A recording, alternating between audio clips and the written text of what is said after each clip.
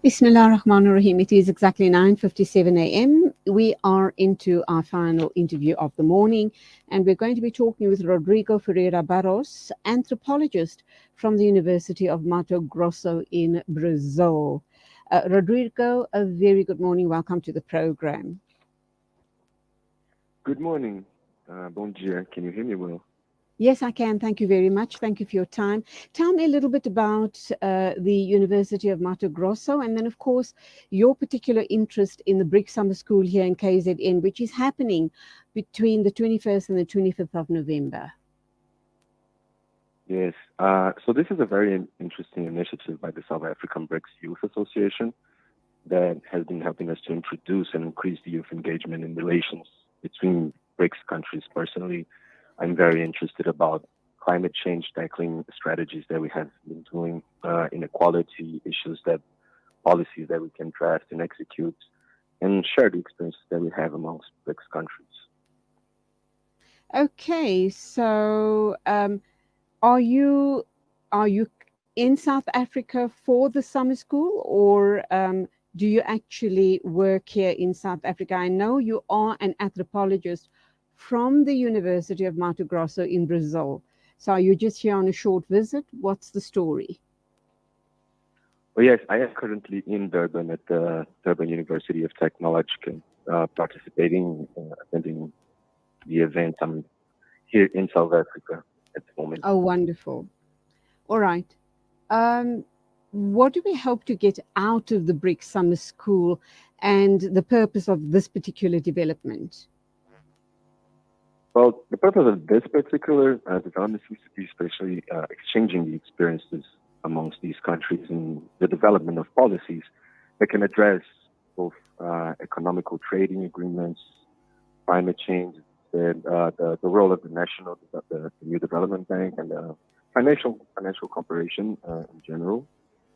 So that's just there's several themes that we're trying to debate during this week. Okay, I see some dynamic speakers. I have 4 on my list, and you can go through them. And please tell us, what will they be focusing on? Yes, we have several different speakers, mostly from the BRICS countries, and they have divided the themes into different areas. So we had a few speakers like Dr. Daniel Clark, who spoke about the BRICS history and the development of these policies, especially the participation of the South African in this group.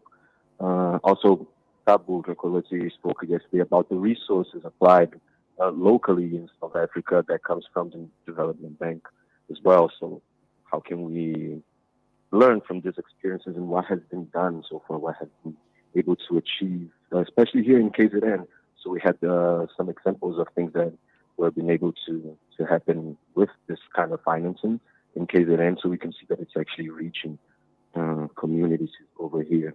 And also we had several other South African authorities yesterday who came to encourage our activities and to really give their testimonies about how BRICS have been, what the BRICS have been able to achieve.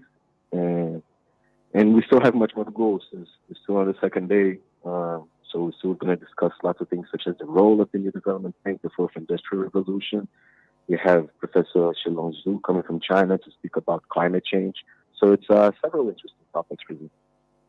Okay, so the BRICS bloc in the new era of development is what the focus is on this summer school. Who should be attending, and how does one go about attending most of or certain of these sessions? Oh, well, people from different countries really came to participate. They came to Durban to participate in this event. So we have Brazilians, we have people from India, people from Russia and China, who really some of them came all the way to Durban to participate. And we also have a group that's participating online with us, each from their own places. And so that's how the attendance is working out. Okay, so it's really about sharing and exchanging of ideas. And obviously, this is regarding the new era of development, possibly going into the second half of the 21st century. What more can you tell us about this conference as we wrap up?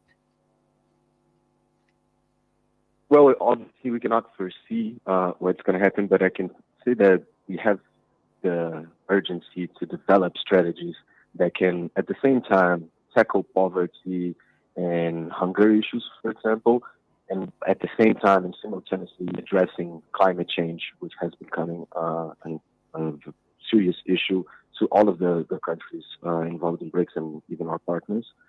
So policy making in these things are certainly going to be very important if we're thinking about in the long term of imagining a new kind of development in this with this group specifically.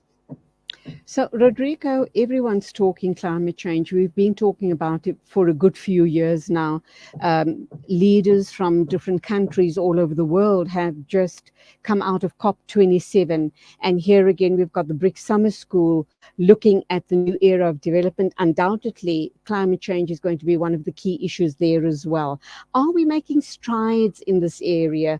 And of course, there's also been intense talks around financing of the just transition of energy, etc. And the third world countries are looking to the first world countries for assistance, financial and otherwise, to help them mitigate the effects of climate change. Are the first world countries or the northern hemisphere countries willing to come on board? And I've heard lots of our own politicians, the South African politicians, suggesting that we don't want loans, we want these in the form of grants. Is this something you guys will be touching on as well? Yes, when we talk about the role of the New Development Bank, that's one of the things that this institution is responsible for and is trying to address. So a large part of the financing that comes from the New Development Bank to South Africa, that's according to our speaker Tabo yesterday, I think close to 40% has to be dedicated to sustainable activities that do address the theme of climate change in general.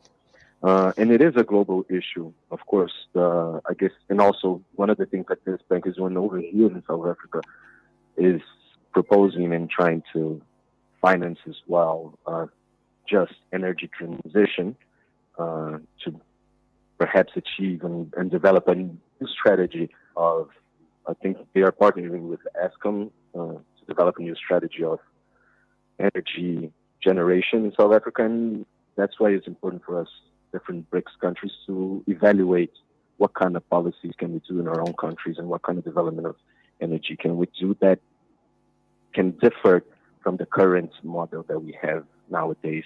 And I believe that the BRICS initiative is also a very good interesting to perhaps not be stuck on definitions such as first world countries or third world countries, since BRICS has proved that we can have several countries that are not considered to be necessarily first world sometimes, but that can tackle and that can influence policy making in the whole world, especially in our countries. Okay, and finally, do you believe that the global south is ready for this just transition, given that, we're talking billions of dollars to get the global south on track? And is it truly going to make that impact and that difference regarding mitigating of climate change? I believe that this transition will certainly not happen from one moment to the other. It has to be built with several agreements that must be done so that the current enterprises also can remain and develop themselves in a way. But I believe that this climate change issue, it is urgent in the sense that the new generations don't have really much of a choice except undertaking, even if in the long term, energy transition policies, in the sense that water, for example, has become a scarce resource when you use it to generate power and several different things. So if we don't exchange the experiences and develop things that we consider the environment in that sense, we might end up with no energy at all. So it is essential. It is an essential thing that we must address. And we can't let our precious globe go into total darkness. And of course, the other issue is around water. And we also know that countries, the global north, keeps talking about the wars in the future will be fought over water and no longer other resources. So, yep, we need to keep our eyes on our natural resources like water, and try and do a just transition. I do hope you're enjoying our country. Thank you indeed for being on the show with me this morning. Rodrigo Ferreira Barros, anthropologist from the University of Mato Grosso in Brazil. Go well. So much. Muito obrigado. Bye-bye. It is exactly 8 after 10 o'clock, time for us to wrap up. And just to remind you, inshallah, that we're going to take a listen to the beautiful recitation of Juz 27 by Sheikh Ahmed Al-Ajmi. And it's time for me to wrap up. Till tomorrow morning, the same time as always. Take care, and a big thank you to our production team. Assalamu alaikum and Khuda Hafiz.